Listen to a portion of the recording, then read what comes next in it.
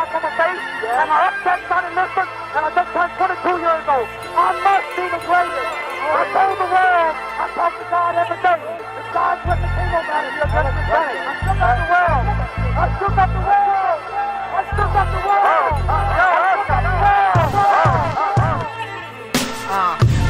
I said, can I be a legend? Search your soul and answer me this question. Do you think I have what it takes to be great, but still be humble and learn from my mistakes? Shit.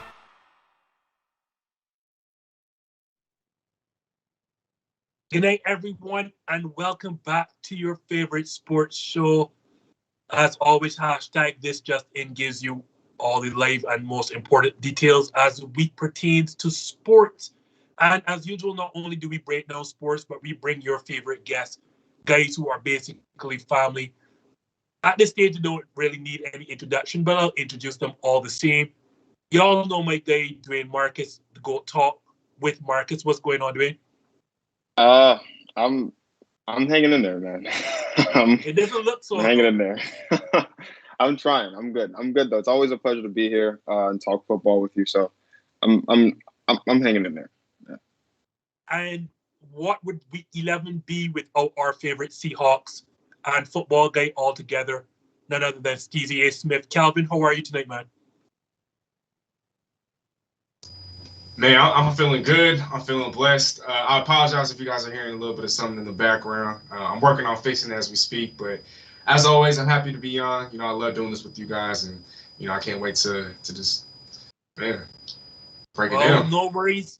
As Calvin tries to get that technical difficulty started, then we'll obviously have to start with none other than Dwayne. So, Dwayne, I know you've been itching at this question for the time I sent you the cheat sheet.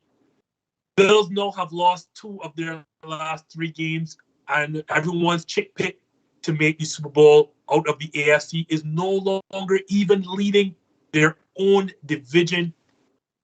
So sitting at 6-4, Dwayne, I have to ask the question, are the Bills frauds? Yeah, they are. Wait, I don't think there's... That's a yes. There's no hedging. Yeah. No, there's no. Listen, I've been saying this all. I've never really been sold on the Bills. I didn't really have the Bills coming out of the AFC, honestly. And I like going down memory lane, right? Because what Justin and Steezy won't tell you is the three of us, we've done a lot of shows together, obviously, but every time I say something, right, one of them is going to take a note of it. And I had a show a while ago, and Justin and Steezy were on the show, and I said that I didn't think that the Bills would make it out of the AFC. I said I think they'd struggle with AFC East, and they both took notes of me. I think Justin laughed at me a little bit, gave one of his faces. Here we are though, after week 11, and let's just talk about the Bills for a second. They got 4 losses this season. If you don't really count the Jaguars loss, which is just terrible, they've got a loss to the Steelers, the Titans, and the Colts. In those games, they gave up 22 carries, 146 yards, and 4 touchdowns to the Titans, and a loss. And then just this past week, they gave up 46 carries, 264 yards, and 4 touchdowns, and a loss to the Colts. I mean, when you look at what the Bills have done this season, they've beaten teams with a combined 19 and 36 record. If you take away the Chiefs record, because now they're 7-4, it's 12-32. If you look at who they've lost to, they've lost to teams with a combined 19-16-1 record. When you take away the loss to the Jags, I mean, this is not a good football team on the defensive side of the ball. Don't get me wrong. Josh Allen is phenomenal, as is Stephon Diggs. I think Cole Beasley is the best slot receiver in the NFL. Steezy will tell you that the pickup of Emmanuel Sanders was very sneaky and very, very good. But when you look at this Bills defense sucks against the run. And when you look at the AFC, that's loaded with talent at the running back position. You got Derrick Henry, who should be healthy come playoff time for the Titans if they make it there. You've got Jonathan Taylor, who is single-handedly carrying the Indianapolis Colts right now on his back and should be in the MVP conversation. You've got Austin Eckler in LA for the Chargers. You have Nick Chubb and Kareem Hunt for Cleveland. Then you have Najee Harris, the rookie for Pittsburgh, and Pittsburgh is trying to make a run at it. Then if you not to mention the potential of maybe the Raiders getting in there with Kenyon Drake, maybe the Bengals sneaking in there with Joe Mixon. All of these football teams that have very good running backs, and you've got a defense in the Buffalo Bills that can't run the football. We know the tried and true formula in the NFL. There are 2 things that always travel with you in the NFL, no matter where you go. It's your defense and it's your run game. The Bills don't have a run game and they don't have a good rushing defense. The Bills are frauds. And I don't even think it's an argument here. Like, the Bills can't win a championship solely on the merits of Josh Allen. They just can't. No, I don't think there is a football team that I can think of in the last 10 to 15 years that has won a Super Bowl solely on the merits of their quarterback, and whose quarterback wasn't Tom Brady. I think Tom Brady and the Patriots are the exception. But even when you look at the Patriots, they've still had really, really, really good defenses in a lot of those Super Bowl winning seasons. You got to have a good defense. And Justin would tell you in the beginning of the season, this is an elite defense. And I just kept saying, Steezy at one point had the Bills as a top 5 team in NFL. And I just kept saying, I mean, they're not winning against, they're not beating the teams that they're not beating the teams that matter. They're not winning the games that matter. They're not even playing well in the games that don't matter. They put up 6 points in Week 9 against a Jaguars team that couldn't even put the ball in the end zone. I mean, and then you look at what they've got. They've got the Patriots breathing down their neck, who just usurped them as the number 1 seed in the AFC East. How are the Bills not frauds? I get it. There's a topsy-turvy conference where, like, everybody's beating everybody. But if I've got to hedge my bets on the Bills making it to the AFC Championship game, I don't even know if the Bills are going to win a playoff game. If this is what we're seeing as it pertains to the run defense, I mean, this is abysmal, and it's not even close. Yeah, the Bills are frauds. Well, I can't ask you then. It would make no mistake or make no sense ask you how you really feel. I don't know if I want to call them frauds because the roster is too good top to bottom on both sides of the ball for me to call them fraudulent. But at the same time, you're correct. And your records, you are what your record says you are. So they don't have a win over a team, as you mentioned, with an above 500 record. Well, that would probably be the Chiefs. But at the time they beat them, the Chiefs were not above 500. And what's concerning of these last 3 weeks, 2 of these 3 losses, they've been outscored 50-21. And as you mentioned, right, no, all along we've been fed by the stats. This is an elite defense. And like you, I was starting to like, maybe not. And part of the illusion, part of the lies that we were sold is that this team is very good against the pass. But they were not facing good running teams. And the moment that they did, and we're trying to welcome back Steezy A. Smith here to the forum, but the moment that they faced good running teams, a la the Titans, a la the Colts, they just couldn't stop them. And I'll get to that in a quick second. But let's look at them offensively. This is a team that is willingly, because you say they can't run the football, I disagree. They can run the football, but they are willingly making themselves one-dimensional. I bet you didn't realize, Dwayne, in that game, they had 11 carries from people not named Josh Allen for 73 yards. So that's almost 7 yards per carry. And yet still there were only 11 carries by running backs. They opted instead to drop back 40 times. As you mentioned, Dwayne, that is not going to beat anyone in the playoffs when it gets cold and everybody's controlling the clock and running the football. You are expecting too much of your quarterback. And what makes me so concerned, right? Why would you make yourself one-dimensional when your quarterback isn't even playing well? In this 3-game stretch, 2 of games they lost, Josh Allen has 5 interceptions as opposed to 4 touchdowns. And you are still asking him to drop back 40 times a game. And now here's where this all translates to defense. Because clearly you are practicing being a finesse football team. And that means then that in practice, your defense is only playing against a team that wants to pass. So they're clearly not accustomed to the physicality of running football teams. Hence why we saw they gave up 264 yards. You heard me correctly. 264 yards on the ground they gave up to the Colts on Sunday. I mean, that is not going to beat anyone. And the issue is all comes down to they are playing this. I want to see this passing style of offense that cannot beat anyone at this level, especially with Josh Allen not playing well. Like, I don't know why the Bills would willingly make themselves one-dimensional offense. Here, Steezy, go ahead, mate. Before Steezy jumps in, I don't even. This might sound a little bit insulting, maybe a little harsh. I don't think they're willingly making themselves one-dimensional. I think they just can't. Yeah, I got it. They had 11 carries for 73 yards this past week with rushing attempts that didn't include Josh Allen or the design quarterback run just scrambling. But I mean, what defense is going to be scared of Zach Moss and Devin Singletary? I mean, and this is no insult, so this is no shot at those guys. But neither of those guys are running backs that you fear if you're playing defense. So even with those 11 for 73, defenses still know it doesn't matter.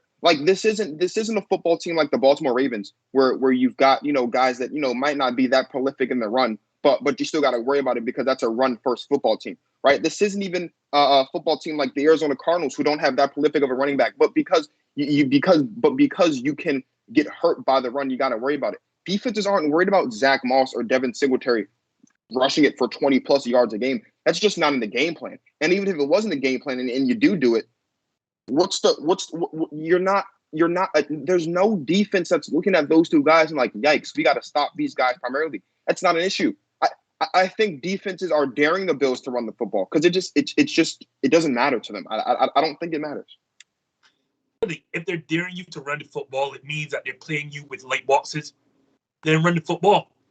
But I spent too much time talking. Steezy, hop right in here. We've now seen the Bills drop to 6-4, not even first in their own division, losing to the dregs of the AFC South, the Jaguars, and also the Colts. Are the Bills frauds?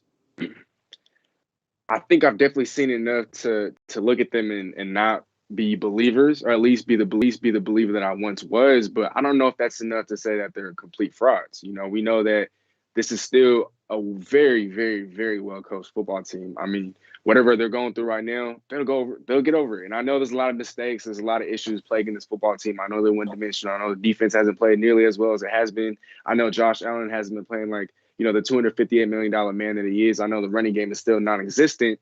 But what we do know is that Sean McDermott is still the head coach of this football team. Their pass catchers are, they're up there as far as Stephon Diggs, Dawson Knox. He was starting to emerge beginning of the season. Emmanuel Sanders has always been underrated. Cole Beasley was an all-pro second teamer last year. All those guys have still been performing. All those guys have still been putting up numbers. Stephon Diggs, maybe not as much as last year, but he set the bar really high. And so basically, I say all that to say that this offense can still hang with anybody on any given day, any given Sunday.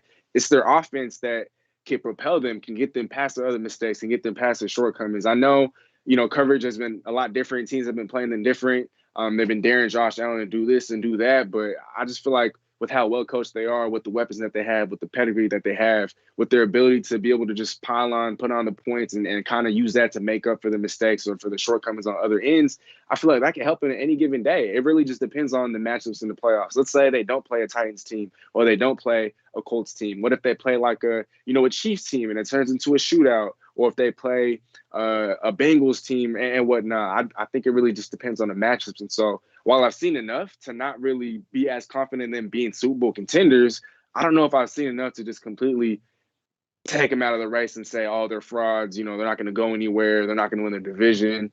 I still think they have a chance. I still think they have a chance to make some noise in the playoffs. And until I see it happen in the playoffs, until I see them crumble or collapse or lose to a team that they shouldn't lose to, then I'm not going to let go. So no, I'm going to say no, they're not frauds. Add this before we segue into the next topic. Not only am I concerned about the offense, but as Dwayne mentioned, this is the team that clearly is no longer stopping the run against the Colts, against the Titans, against the Jaguars, and we can go on and on. I know there are alarming 1-3 against arguably the worst division in all of football, meaning the AFC South. So for me, that is an area of contention. But moving on, the Bills, one half of last year's AFC title game matchup, is going one way. The other half of that AFC title game matchup is actually trending upwards to the tune of 4 straight wins. Yes, you heard me correctly. The Kansas City Chiefs, who were 3-4 at one stage in this season, are now 7-4 at top their division, the AFC West. And I think if memory serves me correct, if the playoffs started today, they will be 3rd or 4th seed. So, Dwayne, are the Kansas City Chiefs all the way back? No, they're not. And I don't know if it's because I'm a little bit not completely nutrient. I don't know what the word is. My nutrition's not where it should be right now, and maybe that's why I'm being a little bit abrupt and a little bit harsh with these guys. But no, they're not back. You look at what they've done, right? Listen, they beat the Giants by 3. The spread was 10. Beat the Packers without Aaron Rodgers. Who cares? They beat down on the Raiders. Yeah, that's what they do all the time. And then they beat on the Cowboys team that might I say. Who didn't see that coming? I know you. Right? I know you're waiting for that to dump on these Cowboys. I know Who didn't see that? Who didn't see a good team beating the Cowboys? Yeah, who didn't see that happen?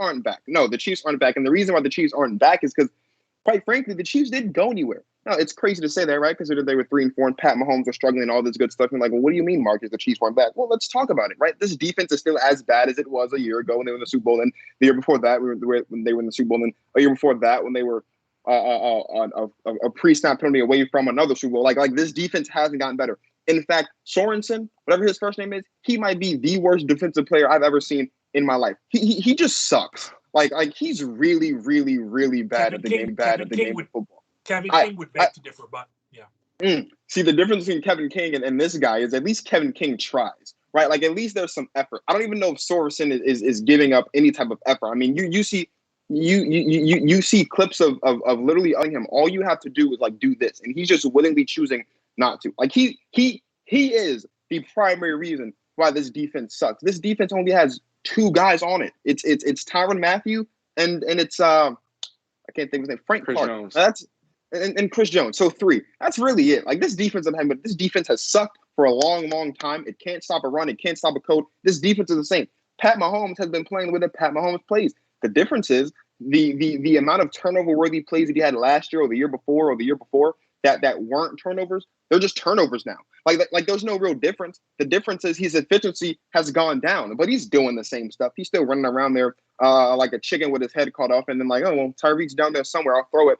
And at times when it was working this season, it hadn't. And so we were ready to hit the panic button. And don't get me wrong, I had some concerns because at the time when the Chiefs were declining, we saw teams like the Bills on the incline. We saw teams like the Titans on the come up. We saw all these other teams in the AFC, the Ravens and the Chargers and the Bengals. All these teams were looking really, really good. And it looked as if the Chiefs had fallen back down to earth. Now, the Chiefs haven't ascended back to the heights that they once were at, but they're not back. The Chiefs haven't had a statement game yet, in my opinion. You look at who they've beaten. They had a close one against the Browns. They beat up on the Eagles and almost lost that game, by the way. They beat up on Washington and then they beat up on the Raiders and they beat up on the Cowboys, which I loved very, very much. I don't see a game with the rest of the season. Maybe if the Chiefs beat up on the Chargers, then I'll say they're back or something like that. But I mean, right now they're winning. They're doing what the Chiefs are supposed to do. They're winning the games they're supposed to win. You beat the Packers without Aaron Rodgers. Are we talking about the Chiefs being back if Aaron Rodgers is there and they lose this game or win it? I don't know. So as great as it is for the Chiefs to have rattled off, what is it, four straight now after being embarrassed by the Tennessee Titans, they're not back. They're just the same. It just looks different because they've been doing what they're supposed to be doing. But yeah, you're right. I can't wait for the next segment. It's going to be beautiful. It's going to be beautiful. We need to get this man fed meal because clearly the lack of nutrition has really got him what aren't. We just need to keep him like this for every single show. Stevie, the same question. Now that they've rattled off 4 straight wins, are the Kansas City Chiefs all the way back? All the way back? I'm going to have to say no. But they're kind of back. And what I mean by that is their defense is actually proven to be somewhat competent. I understand they haven't played the toughest of competition, but Chris Jones, 3.5 sacks. He had that game-winning deflection that led to an interception. The pressure that he created, I think it was 5+ pressures. They couldn't block him. Zach Martin, one of the best guards in football, couldn't block him. Nobody could block him. And I know the Cowboys were missing Tyron Smith, and yes, he's one of the game's best left tackles, but Zach Martin is one of the best guards, if not the best guard in football. And yeah, it looked like it, like yesterday. And so Chris Jones, he's been, I think ever since Kansas City moved him into the interior, he's been playing more on the inside in this last, in the last 3 to 4 games, which has coincided with their 4-game winning streak in which they've only allowed 47 points. They haven't allowed 20+ points in any of in any of their wins in the last 4 games. Again, competition matters, I know, but that's a start for a defense that was supposed to be on pace to be the worst in football, along with my Seahawks. And so, what they're doing, they're taking more than baby steps. And that defense is just being competent is enough. It's been enough for them to go to 2 straight Super Bowls, three straight AFC Championship games. That's what it's been. It's just been enough. It's been doing enough. It bends, but it doesn't break. And we've seen signs of that. And I know, that victory against the Packers, it doesn't mean much because Aaron Rodgers wasn't there. But I mean, for them to win against, a team that's still great, I still believe the Packers field a decent team without Aaron Rodgers. I mean, I've been hyping up that defense. I've been hyping up Davante. Obviously, they're not nearly as good without Aaron Rodgers, but I still think that counts for a little something. And then against Las Vegas, they were able to shut up Las Vegas. Las Vegas, I know they've been up and down and whatnot, but that's a divisional opponent. They actually lost to Vegas nearly twice last year. They lost the first game and they nearly lost the second one. And so that's not always a gimme. That victory means a lot more than I think people are giving it credit for. And then this one, of course, against the Cowboys, I know they're missing Amari, Tyron Smith, CeeDee Lamb was knocked out in the second half. Zeke was at one point missing, some time, but Dallas, aren't they supposed to be a contender? And so even if they're missing pieces, they have a quarterback in Dak Prescott who should be able to elevate the rest of the squad. He wasn't able to do that. And so I don't know. I just feel like that Kansas City Chiefs victory, that defense has stepped it up. The reason why I can't say they're back all the way is because Patrick Mahomes still doesn't look like Patrick Mahomes. He had two turnovers. He had I think he had one of them was a fumble. And so the offense is still, it's kind of hit or miss. They only scored 19 points. The reason why they won was because of that defense. It wasn't because of Patrick Mahomes. And so, yes, they're kind of back because the defense is back to playing competent football, but they're also not back because the offense isn't as explosive as it once was. Patrick Mahomes is still turning the football over. Patrick Mahomes is still making questionable decisions and whatnot. Or maybe some of the decisions he's making now are finally catching up to him. It could be one or the other, but I think it's a great sign that the defense is stepping it up. Maybe that's going to be enough to offset what Patrick Mahomes isn't doing for this offense. So I will go with you there, Steezy, because like both of you mentioned, their defense is getting better. It's clear. And as you said, Steezy, that coincides with when they moved Chris Jones towards the middle of the defense instead of him playing on the outside. Like, as you said, Zach Martin had absolutely no clue for that. Mm-hmm. So here goes. They're not bad. Their defense has gotten better, but they're definitely not bad. And I'll explain. That's the first 2 games of this run starts with a win over the Giants. Like, okay, so what? And the Aaron Rodgers less Packers. Again, like you have to take that with a grain of salt, especially when you only scored 13 points against a team without Aaron Rodgers. That really doesn't look good. The 2 contenders that just played, those are legit wins. I will give you that. But there are issues in those 2 games. One, the blueprint kind of has been set on how to take care of this offense. Yet still, for whatever reason, Las Vegas decides, instead of playing the 2 high safety look that has found a lot of success against Kansas City, they decide instead to play cover 3 and unleash the beast that was Tyreek Hill. I don't know who in their right mind does that. Well, we saw Tyreek Hill went off. They dropped 41 points, not a shocker. Then you go to the Dallas game, and I know Dwayne is just licking his chops for this one, and I've mentioned it before. My biggest issue with the Cowboys is not the offense, it's not the defense, it's not the talent, because it's all there. It is the damn coaching. And what I saw on Sunday was just almost brainless. You touched on it, Steezy. There's no Amari Cooper, and then CeeDee Lamb gets knocked out of the game. Those are your 2 best wide receivers without a shadow of a doubt. That's your 2 best playmakers on the outside. So what then do? You continue to throw and throw and throw the football. The Dallas offense is predicated on being physical at the line and running the football. Granted, you're missing the best or your best left tackle, but you have to be able to establish the run. And it looked bad that they could not even run against Superman, for instance. That was disgraceful. That comes down to coaching. So I'll leave that for the Dallas segment coming up very shortly. But back to Kansas City now. The reason I can't give much thought, because if we're saying they're all the way back, it means we're seeing they're back to being the prolific offense that averages more than 30 points a game. And if we throw out the Raiders game, they've scored 13, 19, and 20 points in that span, taking out the Las Vegas Raiders game. In that 4-game span, minus the Raiders game, Patrick Mahomes has 2 interceptions, 2 fumbles, and just 2 touchdowns.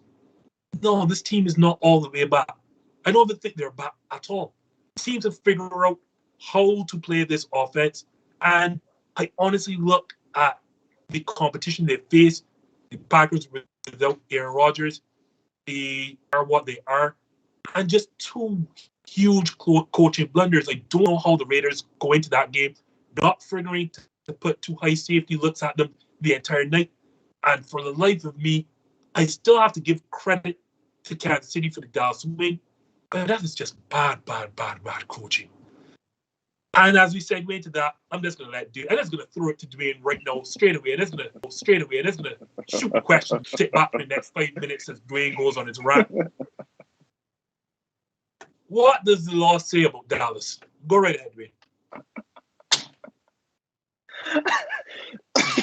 You can't even talk. It's hysteria.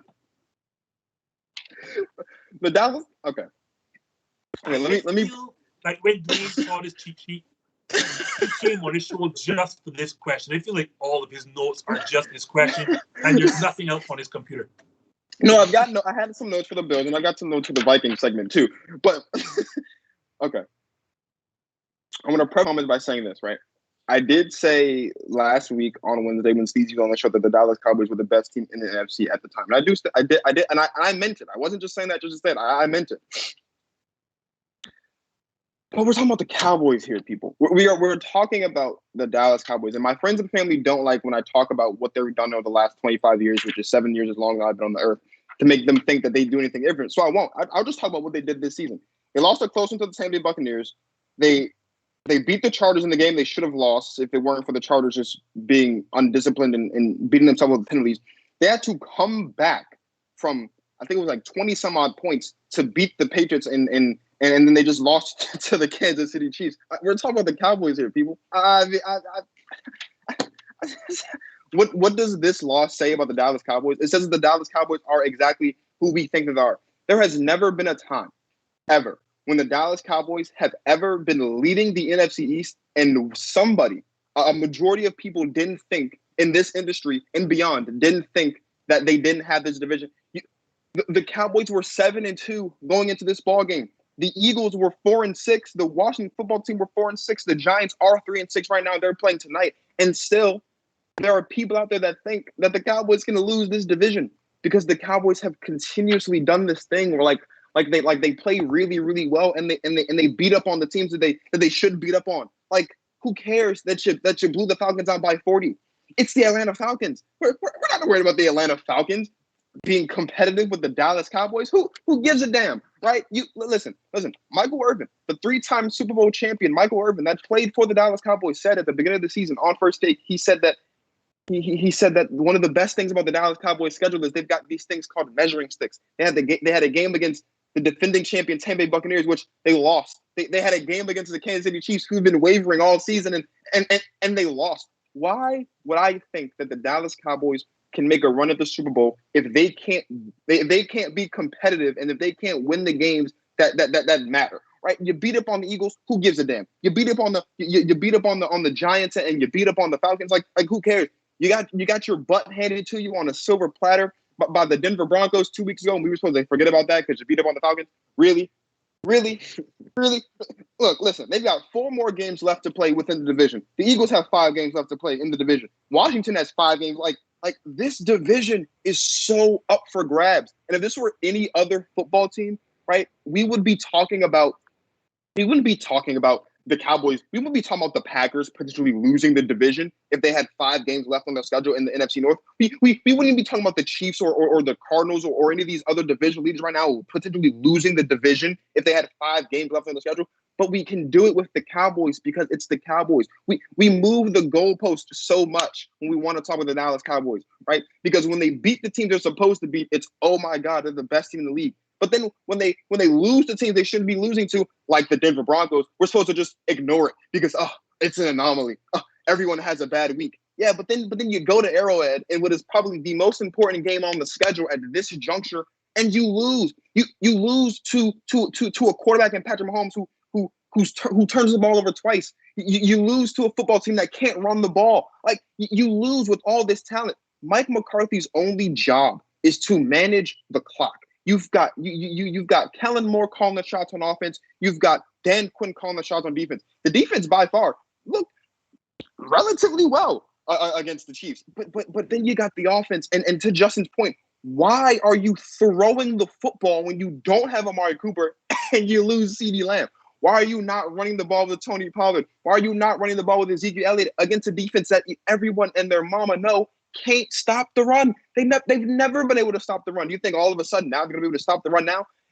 The Dallas Cowboys just proved yesterday that they are what they've always been, a bunch of hype. It's what the Cowboys always are. They've got their annual game on Thanksgiving, and what's probably going to happen? The Cowboys are probably going to go out there, and I think it's a home game, and they'll probably beat the Raiders, and then they'll probably beat the Saints. But then they've got Washington, New York, Washington, Arizona, and Philadelphia. I had the Dallas Cowboys at 10-7 this season, and I was getting a little nervous because at one point they were like 6-1, and I was like, yikes, I don't know. The Dallas Cowboys can still finish the season 10-7, and it's not crazy to say that because they've got some losable games on the schedule. I mean, this is what can go wrong, will go wrong, right? And it's never in the beginning of the season, as Stephen A. always says. It's always right around Thanksgiving when they start wavering. It's always right around Christmas when they start struggling. And I enjoy being able to sit back and watch the Dallas Cowboys suck because that's what they do. They suck. We Justin and Steezy and Guru and all these people that I've had come on the show, they've tried to convince me that the Dallas Cowboys can easily lock up the first seed. In fact, me and Justin got into an argument a couple weeks ago on my show because Justin said that the Dallas Cowboys have the best chance of winning the first seed in the NFC. And then they come out and they lose to the Kansas City Chiefs last week. And then come on. Look, listen.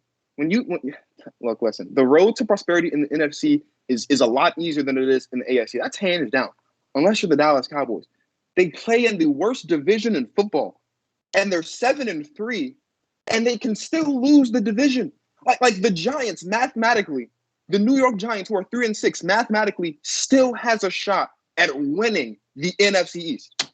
Nowhere in America, in any other division in the National Football League, would a team be 7-3 and another be 3-6, and we look at them and say, oh, they might not win the division, except for the Dallas Cowboys. So, yeah, when Justin sent me this question this morning, I was thrilled. Because I got to come on someone's show and just talk about how bad the Cowboys are. Because they're bad. They're god-awful. And when they get to the playoffs, they'll be even worse. It's just beautiful. It's beautiful. It's like Christmas has come early for me, and I love it. I love it. Christmas has clearly come early for you, and it's not even Thanksgiving. Like, I am so shocked at this. No, I'm not rude. I knew Dwayne's team was coming, so that's why I gave him first crack. TV, same question. What did this loss tell us about Dallas? So everything that Dwayne said, I mean, that was beautiful. You know, that's why I let him go first. That's why I let him go first. Right. And it was more than a soliloquy. Like that was everything I wanted to say. But obviously, I'm not just gonna, leave it at that. I'm also gonna add that proves that they're not in tier 1 yet when it comes to, the elite of the elite. I still somewhat believe in them. I should have known better than to pick them against the Chiefs. I saw this coming, and I still picked the Cowboys to win. I don't know. I don't know why I did, but I guess I should have known better. But we've seen teams like the Cardinals, right? Like they did to my Seahawks, like they did against, with the 49ers a couple of weeks ago before the Panthers. They were able to win without key pieces. Heck, they won without their starting quarterback, Kyler Murray, and they beat a divisional opponent. Colt McCoy, he's been phenomenal in their wins so far, and he's played 3 games. They've won 2 of them. They've won without DeAndre Hopkins. They've won without J.J. Watt. They've won without Chase Edmonds, and so forth. They even won without their head coach against the Cleveland Browns a couple of weeks ago, and amongst other coaches. And so then, to me, the Arizona Cardinals, they're a top-tier contender in the NFC because they've proven to win games with and without their best players. And that's what great teams do. They win without depth, and they win with the pieces that they have. The Green Bay Packers, your guys' Packers, they've won games without Jair Alexander, Zadarius Smith. They won, I think it was against the Cardinals without Davante Adams. You guys played the Chiefs pretty close with Jordan Love without Aaron Rodgers. And so the Packers, they're elite of the elite. They're top tier in the NFC. And so you guys get the point. You know, teams that are missing certain players, you know, depth and whatnot, they're able to win without those guys because they're that well coached. They have other guys on the roster that can contribute, and it's the next man up mentality. And so I just feel like with the Cowboys, you know, there was this perception that they're maybe a tier 1 team in the NFC. And I think on top of everything that Dwayne so beautifully stated, now it's also points to the fact that they're not in tier 1. They're more tier 2. Maybe Dwayne is willing to list them as a tier 3, tier 4 team. I don't know. I'll put them as high as tier 2. You know, I feel like, you know, they still have the pieces. I feel like if they really had Amari, if they had Tyron, if they had CD for the rest of the game, maybe the game would have been more competitive. Maybe they would have fielded more points. I guess that we'll never know. But instead of being a tier 1 elite of the elite type of team, I think this loss definitely just moves them down the ladder. And, yeah, I mean, Dwayne, again, just hit the nail on the head. What can go wrong will go wrong. And until that changes, well, we don't know when. Can't really say they're top tier. So that's where I'm going to lean. So what does this loss tell me about the Dallas Cowboys? I'm going to start like the roster. They have an elite quarterback. He was in the MVP conversation. They have a top-tier running back tandem. I think that running back tandem to me is only behind Kareem Hunt and Nick Chubb in Cleveland. They have a very, very great three-headed monster in terms of their wide receiver combo. Granted, 2 of the 3 players didn't play in the second half. Amari Cooper, and CeeDee Lamb with Michael Gallup. Then you look at their defense, which I think is very underrated. And to their credit, they held Kansas City to 19 points at home. You have up front, you have Randy Gregory. You have who I knew from the time he was drafted, and I said it on my own show, that Micah Parsons was going to be the defensive rookie of the year. I said that in our draft special, and lo and behold, later Van Der Esch is still a set linebacker, and Trayvon Diggs is up there in the conversation of defensive player of the year. There is clear elite talent at all levels of the football on this team. What is not elite is the coaching. And that is what this team, or that is what this loss told me. And what I should not have been shocked at is Mike McCarthy's inability to win this game. The design, the layout, the game plan has been worked for you. Play cover 2, ram the football down this team's throat in terms of running the football. And when you look at my stats here, they committed to just 16 running plays in a game that never was out of hand because Kansas City only scored 19 points.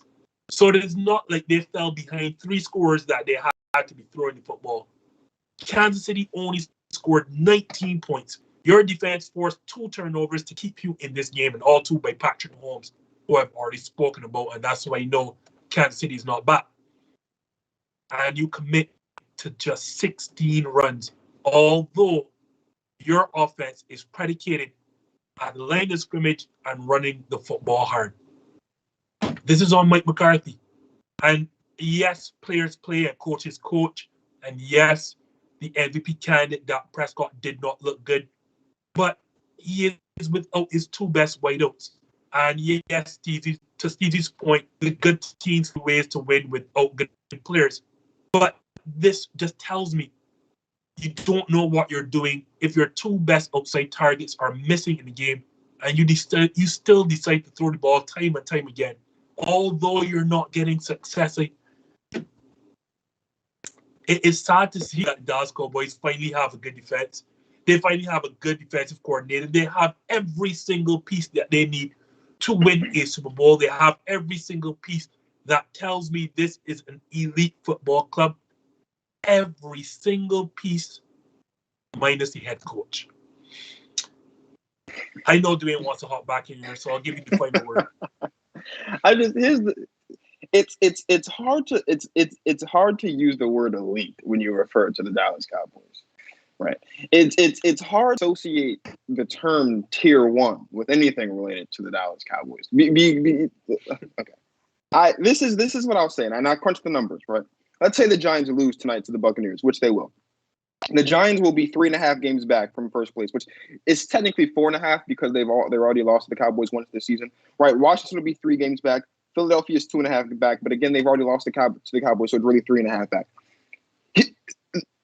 The Dallas Cowboys at the beginning of the season, in fact, before the season started, when I released my NFC playoff picture, I had the Cowboys at 10-7, and I said when I explained to them why they were the 7th seed, why they wouldn't win the division, was because that there would come a point in this season when they would face the Arizona Cardinals, and that would be the game that decides their fate. Similarly, I also told these two very beautiful gentlemen here that the Patriots and the Colts would do battle that same week, and that would determine their fate. I foresaw this. I foresaw this, and they laughed at me. And so a part of this hysterical laughter here is a bit of like I told you so. Because like, see, with Steezy it's different because Steezy knew that eventually it would happen. See, but when I got down to the specifics, he was like, I can't go with you there. And that's fine, brother. You don't have to. And there's no hate there. But listen, I can be wrong about Baker Mayfield. I can be wrong about a lot of things in the world. Don't nod your head so vigorously, Justin. It's not. Don't do that. I can be wrong about a lot of things. But the one thing I'll never be wrong about, ever, is that eventually the Dallas Cowboys are going to come back down to earth. Like, that's just how it works. It's always worked that way. It's going to continue to work that way. They scored 9 points. They scored 9 points. They scored 9 points. They scored 9 points. They just blew out the Falcons, and they were all high, and then they scored 9 points against a good football team. And they play some more good football teams for the rest of the season. Well, I can't say this later, but I can say it on Justin's show, and it's facts. That's all I'm saying. Who did not score 9 points this weekend were those Minnesota Vikings. They tend to actually put up 34 against a very good Green Bay Packers team. Now they're at 500 for maybe the second or third time this season. So, Steezy, with that statement win this weekend, do you see the Minnesota Vikings making a push for the playoffs? Man, I never thought I'd say this, but yeah. I remember, I think it was like a month ago when we all talked about which teams were pretenders or which teams that were on the bubble would actually have the most or the highest chance of making the playoffs. I remember listening to the Vikings, and I remember back then talking about their talent, at least offensively. Justin Jefferson and Adam Thielen, they might be the best wide receiver duo in football. That's up for dispute. I know, but Justin Jefferson in the last 2 games, I don't think anyone expected them to beat the Chargers, and yet they did. Justin Jefferson over 100, I think 30-plus yards, 2 touchdowns against the Packers, same sort of production. I think the Vikings have actually been going to Justin Jefferson a little bit more. He's been the primary guy, and Thielen has been kind of playing or bouncing off of him. Obviously, Dalvin Cook is still there. They're able to run the football, play action. Kirk Cousins has 2 interceptions on a year. The Vikings are 5-5. So after 10 games, you're telling me Kirk Cousins has 2 interceptions? I think he's quietly having, the best season of his career. And I think a career that's worth a Pro Bowl berth or maybe if they make the playoffs, maybe he gets, some sort of consideration for being an all-pro second teamer or an all-pro second team type of guy. He's just been having that sort of year. And I think it's been flying under the radar just because he's Kirk Cousins. But I think it's time to start paying attention to Kirk Cousins. I think he's playing like a top 10 quarterback this year. Dalvin Cook has been playing up to his standard, at least statistically, but we all know what sort of threat he is. Justin Jefferson has elevated his game. I'm not going to go as far as to say I expected a sophomore slump, but I didn't expect him to surpass the sort of production that he had last year. The rookie record, 1,400 receiving yards. I thought he was going to hit some sort of wall, but if anything, he's actually playing even better. He's unguardable. He's uncoverable. The Packers came in with one of the stingiest secondaries in football, and yet they couldn't do anything. They didn't offer any sort of resistance whatsoever. And so I feel like with the rest of their schedule, it is still somewhat tough. They're going up against San Fran in San Fran. I think that's winnable. They have Detroit after. That's winnable, of course. Pittsburgh at home. definitely winnable. Chicago, that's winnable. The Rams, with the way that they've been playing, that's winnable. The Packers, they're probably not winning that game, so you could definitely mark that up as a loss. And then they close out the season at home against the Bears. That's definitely winnable. If they keep feeding Justin Jefferson, they keep, if Kirk Cousins continues to keep this up, I know he's not somebody you could trust, but the defense has been holding up as well. And so all those things being said, I'm going to say, yeah, I think the Vikings can and will make the NFC playoffs. Same thing to you, Dwayne. And for those viewers, yes, we did have an episode stating on this show about a month ago who was most likely to get into the playoffs among a particular bunch. And Steezy did say Minnesota at the time. Dwayne, same question. Following this entertaining 34-31 win over our Packers, do you see the Vikings making a playoff push from here? I think they can. And I think that the Vikings chances, I think for all the same reasons that I still think the Panthers can make a push at the playoffs. The reason I think the Vikings can. I think that eventually the Saints will fall out of that position, right? Which means that the Vikings have got a little bit of a bubble. I don't see the Saints holding on to that 7th spot much longer in the NFC. And granted, the Vikings are 6, but having that extra bubble where I know that 9 times out of 10 the Saints are falling out. That's good for them. The 2 games, the 3 games that are most important for the Vikings are the game against San Francisco, the game against Los Angeles, and the game against Green Bay. They're not going to beat. I highly doubt that they'll beat Green Bay in Green Bay. That just doesn't happen. And then, especially under the Matt LaFleur regime, they're now 2 divisional losses. Both of them are against the Vikings. Both of them are, I think, in Minnesota, if I'm not mistaken, or maybe one of them was in Green Bay. I'm not 100% sure about that. But I knew this game was going to be a loss, and I know we'll get into that in a second. But as far as the Vikings, yeah, I think they will. They've got a game against Detroit, which is a winnable football game. 2 games against the Bears, who have no idea what they're doing. In fact, the fans were chanting "Fire Matt Nagy" in the game against Baltimore yesterday. So, which they should. So, I mean, you can chalk those up as 2 more wins, as 3 wins there. The game against Pittsburgh, I think, is a toss-up. Just give them the win, just to be nice. That puts them at 9-5. I thought that the threshold to get into the playoffs was 10-7.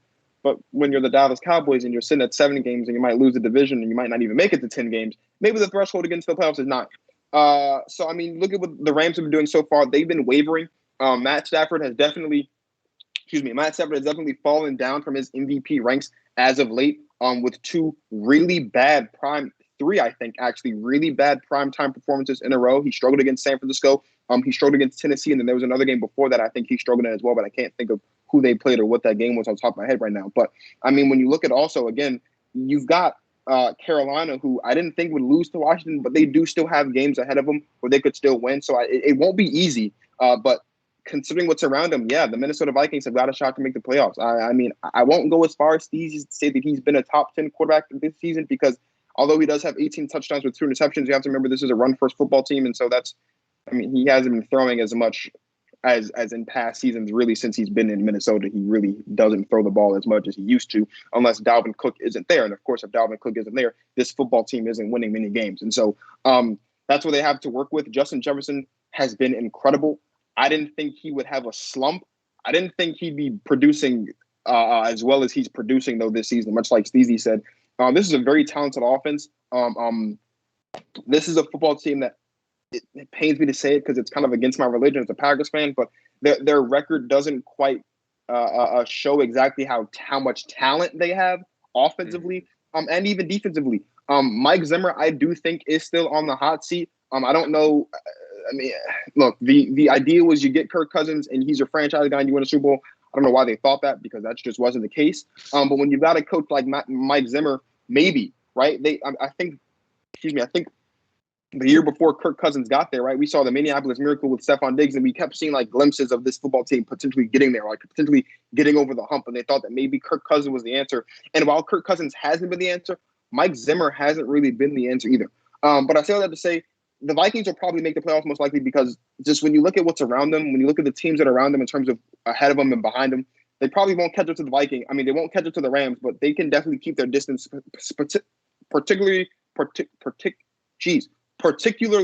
between themselves and the Saints, because I think the Saints will just continue to dwindle away because they don't really have a starting quarterback and they don't have Michael Thomas either. And Alvin Kamara, I don't think he played yesterday, but I'm not exactly sure when Alvin Kamara is going to be playing. And the longer Alvin Kamara is out, the more losses the Saints will accumulate.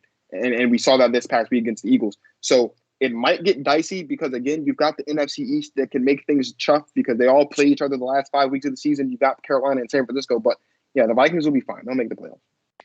I'll go with you. I'll triple down and say the Vikings will make the playoffs. I thought it was just too talented of a roster for their record to start. But again, they were just losing a lot of one-score games here and there. And eventually those things kind of panned themselves out. Like, they lost a one-score game against Cincy. They lost a one-score game. They lost several one-score games early on. And eventually you're going to get on the right side of the ledger where that is concerned. Because when you look at their offense particularly, I think I'm concerned about their deep. It's very young and upcoming, and I'm surprised that their defense is not a lot better considering their head coach is a defensive guy. But when you look at their offense, for whatever concerns you have or trepidations about Kirk Cousins, he doesn't turn over the ball a lot. And that's shown this season by the 18 touchdown to 2 interception margin. He has arguably the best wide receiver tandem, as you all mentioned. Justin Jefferson's an absolute beast. So too, Adam Thielen is as good as the number 2 guy there is in the league. And I don't know why Joe Barry wanted to find out all game how good Justin Jefferson is against one-on-one coverage, but we'll get into that shortly. And Dalvin Cook is a top 5 running back in this game. The running game travels. You have a top wide receiver tandem and a quarterback that typically doesn't turn over the football. Usually leads to success. And the reason I think they will make the playoffs, I've said this to Saints fans over and over again, having Trevor Siemian as your starting quarterback to finish the season will not cut it. It will do you good for 1 or 2 games when teams are not game planning for him or he could come in off the bench. But a full season of Trevor Siemian, that's not going to work. As y'all mentioned, there's no, I keep forgetting receiver's name. I'm seeing it here. Michael Thomas is not coming back. And Alvin Kamara, when Alvin Kamara is out, that's your entire offense missing. Taysom Hill is just a gadget player. This team is missing too much. I was shocked by the Carolina Panthers, but there's only so much shocking you can do in this league. Your talent is going to catch up to you. Your defense is just not that good enough to carry you. I thought they played well, meaning the offense against Washington, but that wasn't good enough. So when you see the teams outside of the Rams/Cardinals, whoever gets that wild card spot out of the NFC West. Unfortunately, Steezy, Seattle Seahawks have been a disappointment. They've missed Russ for some time. San Francisco is not the team that we thought they were, even though they're back at 500 right now, I believe. When you look at, and then there's only one team coming out of the NFC East, no matter what Dwayne says, and that's the NFC East winner. I have to believe that's the Cowboys. No other team. So I think that's an easy road for the Minnesota Vikings to get either the 5th or 6th seed. I don't even think they're going to get 7th. I see them falling no lower than 6th. So on the other side of the coin, the Green Bay Packers, my Green Bay Packers, Dwayne's Green Bay Packers, lost a very close one, 34-31. I guess there are some positive things to take away from them. But there's not one positive thing in that. Aaron Rodgers mentioned that his toe right now is actually worse than turf toe. And he's just trying to make it to the bye week, which is the week after we play Los Angeles in week 12, because he said it's not getting any better. I'll start with the other Packers fan here. And Dwayne, are you concerned about the Green Bay Packers after this defeat? I'm not concerned. I'm not any more concerned than I was heading into the game. Last week when we were here, you and Steezy tried to convince me this is an elite defense, and I held firm to my belief that this is not. I told you it's an elite defense against the pass. I wasn't convinced. Well, yeah, against the pass. But elite was, you're right. It was against the pass. This week proved that this is not an elite defense against the pass. And as we already knew, this is not an elite defense against the run. And the concern level, I think, is about the same because, look, as much as I crap on the Cowboys, let's face it, they've got a fantastic passing attack. They have a great rushing attack when they use them both correctly and in tandem the way that they should. You look at the Tampa Bay Buccaneers when they have all their pieces, when Rob Gronkowski and Antonio Brown are back, which I think Gronk is supposed to be playing tonight against the Giants. That's a tough passing attack and a tough running attack with Leonard Fournette to deal with. When you look at even I'm blanking on some of these other teams in there. When you look at what some of these other teams bring to the table as far as what they can do running and passing the football, it brings some concern. My concern, however, isn't with the defense. My concern is with the offense, and maybe this is a bit of an overreaction, but there were a little over 2 minutes left to go when we got the ball back and we were down a touchdown. Right? And I get it, in most lines of thinking, a quick shot touchdown like that over the top to MVS for the touchdown to tie it up makes sense. But when you haven't been able to stop Justin Jefferson all game, and when Dalvin Cook has just been basically having his way all game, I was of the mindset that you don't do that. I was of the mindset that you milk some clock a little bit and you don't call that type of play as soon as you get the ball back. Because as much as Kirk Cousins isn't a franchise guy, and as much as Kirk Cousins isn't a Super Bowl winning quarterback, Kirk Cousins is a decent quarterback. And any decent quarterback in the NFL, when given at least 2 minutes and 2 timeouts, are going to be able to get the ball down the field and get yourself in a position to win the football game. I mean, they got the ball back with over 2 minutes to go. It wasn't even a situation where there's less than 2 minutes. So they had 2 timeouts and a 2-minute warning to work with an offense that was just carving up this defense left and right all afternoon. The coaching has always been a concern. It was a concern year one when we went to the NFC Championship and got completely obliterated by the 49ers. It was a concern last year against the Buccaneers. It's continued to be a concern throughout the course of this season. I'm not 100% sold on the ability of Matt LaFleur to make the important calls offensively, well, not offensively, but I'm not 100% sold on Matt LaFleur's ability to make the calls that matter in the final 4-ish minutes of the ball game. We've seen flashes of it, right? We saw instances early in the season against the 49ers where it worked out. We've seen other ones as well. And Steve and Justin's giving me this lemon eating poker face going on here, and that's fine. Like, it's a little bit, what I'm saying is a little bit too sour, but no, I'm just not 100% sold. I'm not any more or less concerned than what I was heading into the game.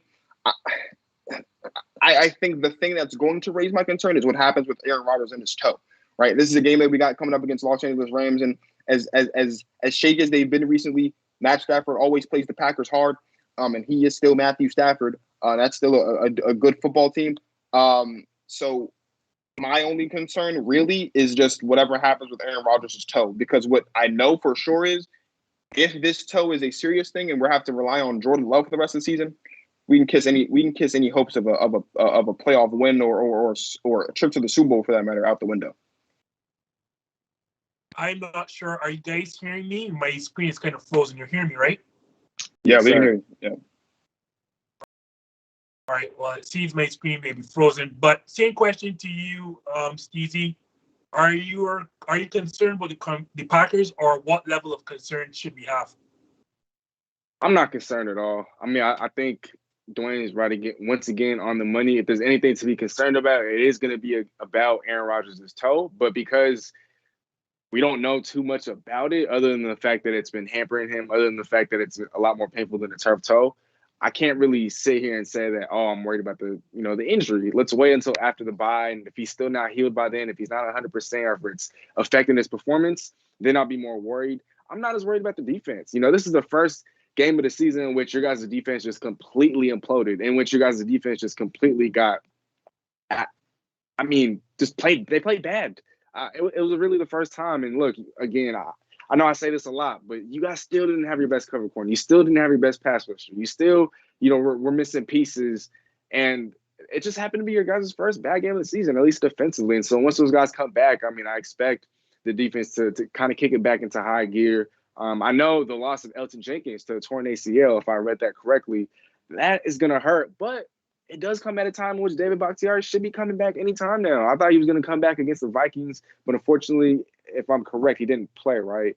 And so if he didn't play, he should be back within the next week or so. And so maybe that cancels out the Elton Jenkins departure. I know it's going to take some time for David Bakhtiari around to form, but I'm not worried. As long as Aaron Rodgers just checks out okay after the bye, I think the defense will go back to playing like it once was or like it has been all year long.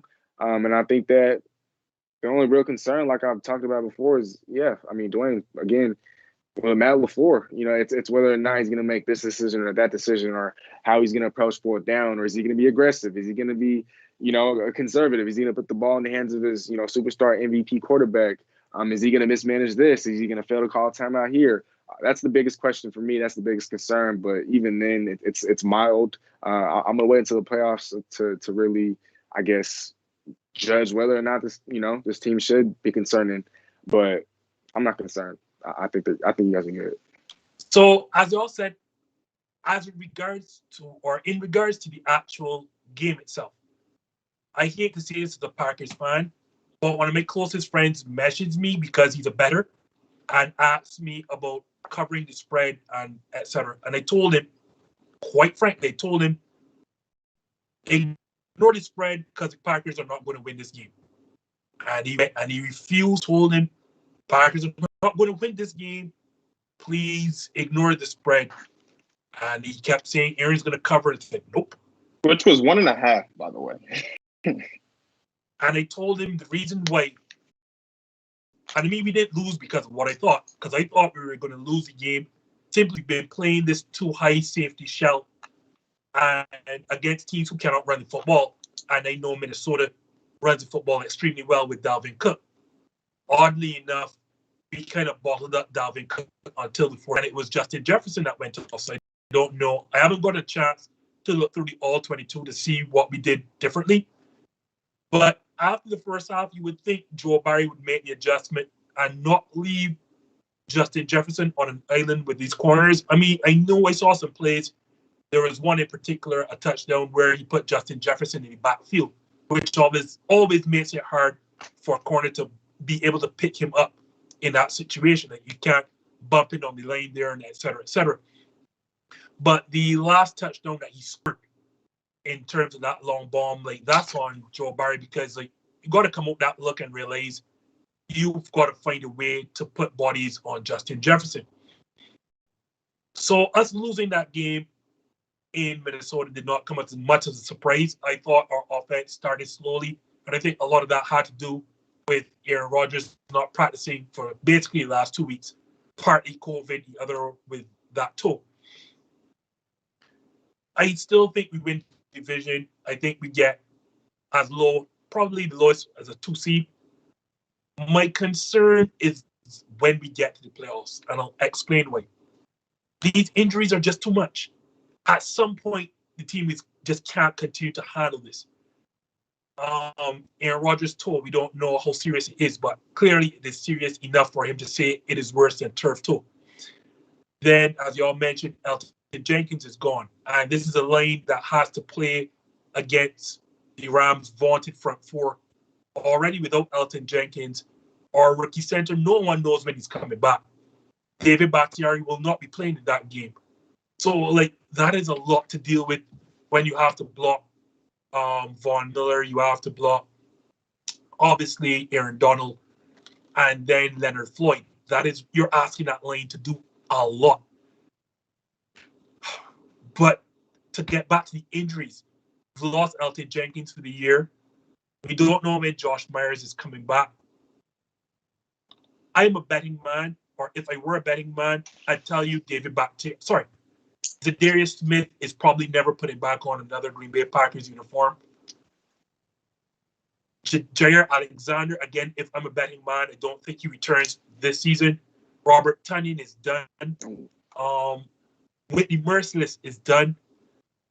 At what point what point will the injury impact be able to, you'll be able to continue to take these injuries? No, Rashawn Gary, and I think as part of what went on against Minnesota, Green Bay had to blitz a lot more than they wanted to because they couldn't get home. As Steezy mentioned, you're without your best pass rusher already without Zadarius Smith. And then Rashawn Gary did not play because he had a hyperextended left elbow.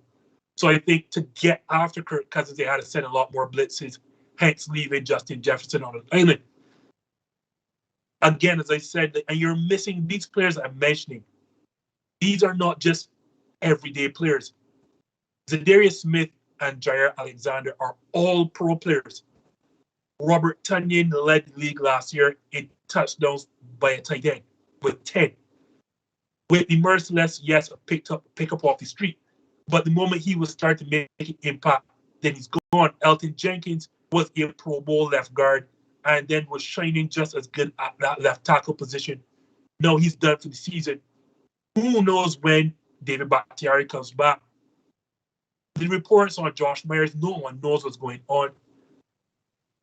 Aaron Jones, thankfully, that's just an MCL sprain, and he's had that each of the last 3 seasons, I want to say, so clearly he can bounce back from that. But no, Aaron Rodgers' toe. At some point, the team is going to have to give. I don't know how many teams can continue to take this beating. I don't know if Jared Alexander is coming back, to be quite honest. And if I had to bet, I'd say no. How many All-Pros or Pro Bowlers can you continually miss due to injury? How good is Aaron Rodgers? How good is Davante Adams? How good is Aaron Jones that they can continually deal with all these injuries? That is why I say the game itself, I'm not concerned with. It is going forward of once the Packers get into the playoffs, because you're missing hell of a lot. And the playoffs are typically when teams are about to get healthy and getting back a lot of injured players. And 3/4 of those players are not coming back. And that's my level of concern. Quickly, guys, before we leave, just to throw, I didn't put in the cheat sheet, but I'll ask you quickly to start with you, Steezy. Who do you have winning and why? Just a quick sentence, nothing long. And I mean, that's tonight? Next game right now, yeah. Oh, I mean, yeah, honestly, I don't really got to dive into it, but it's the Buccaneers. They're clearly the better football team, and they're getting one of their weapons back. I know AB isn't playing, but Rob Gronkowski, he was playing phenomenal at the beginning of the season, low-key. You know, their offense has kind of stalled out a little bit, but with him coming back, I think it's going to, lead to a surge. And, yeah, I mean, they're just a better football team. So they're in a little slump as well, so they're extra motivated to win this, and they should win anyway. So, Tampa. Same thing, Dwayne. Who wins, why? Same answer for all the same reasons. Awesome. So as I have you, Dwayne, please let people know how to find you and what do you have coming up next. I think you put out an episode today, correct? As always, you can follow me at GTP Marcus, Twitter, same handle, on YouTube at Go Talk with Marcus. Justin's right. I did release the episode today at 3:00. Jeez, I'm losing it. What did I talk about? Talk about the Patriots. Talk about the Patriots and where they are sitting right now in the AFC and they're pushed to the playoffs. There won't be a live show this week, obviously, because I do live shows on Wednesday and Thursday is Thanksgiving. I'm not going to steal anybody from their families this week, just for my own personal gain. So no live show this week. I will have some other similar episodes to the one that I posted today coming out at some point this week, I think. But if not, I'll be either right back here on Monday or I'll be going back on another live show next Wednesday, same time, same place. See anything, Steezy? Tell the kind of people how to follow you and what do you have coming up shortly. As per usual, you guys always got to make sure you follow This Just In, Go Talk Podcast with Marcus, and then you can follow me at Steezy A Smith. All socials, Instagram, Twitter, YouTube, same for both guys. Yeah, as always, this was fun. And for me, what I got next, I'm dropping another Seahawks episode. I'm going to talk about whether or not this is the end of an era in Seattle.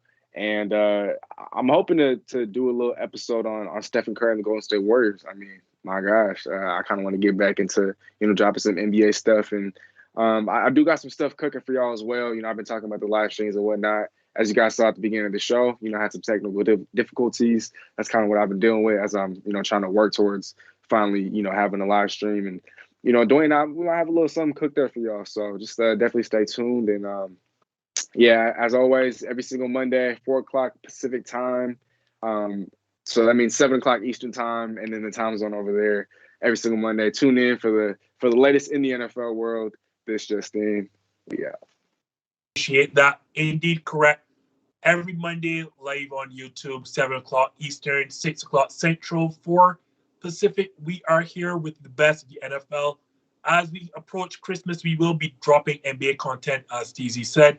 And you can look on Instagram and Facebook every day this week as we chop up the content that we just gave you. So for Dwayne of Go Talk with Marcus, Calvin Domingo, otherwise known as Steezy A Smith, I am Justin of This Just In signing out. Please go watch Monday Night Football and thank you for tuning in. I don't have a mark on my face, and I upset Sonny Liston, and I just turned 22 years old. I must be the greatest. I told the world, I talk to God every day. If God's with the kingdom matter, you're just the same. I shook up the world. I shook up the world. I shook up the world. I shook up the world. I said, can I be a legend? Search your soul and answer me this question. Do you think I have what it takes to be great, but still be humble and learn from my mistakes? Shit.